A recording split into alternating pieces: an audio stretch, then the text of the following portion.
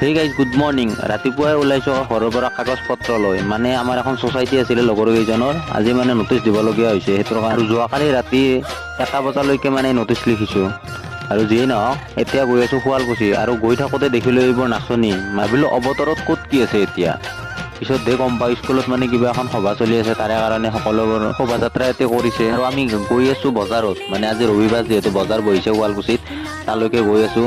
আৰু বজাৰত গৈ মোৰ চেন্দেলযোৰো বেয়া হৈছে, তাকে চেন্দেল এযোৰ ল'ব সোমালোঁ। আৰু এযোৰ নহয় দুযোৰ ল'লোঁ, মানে ভৱেশো লগৰজনেও মানে মই লোৱা দেখি সিও ল'বলৈ ধৰিলে।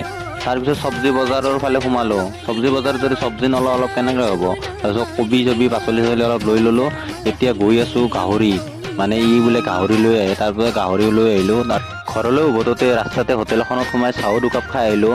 আৰু সোমাই কি আছে বুলি বিচাৰোঁতে চিঙিৰা আছে বুলি ক'লে, গৰম চিঙিৰা লৈ কিনে চাহ একাপ খাই দিলোঁ। আজিলৈ এৰিছোঁ।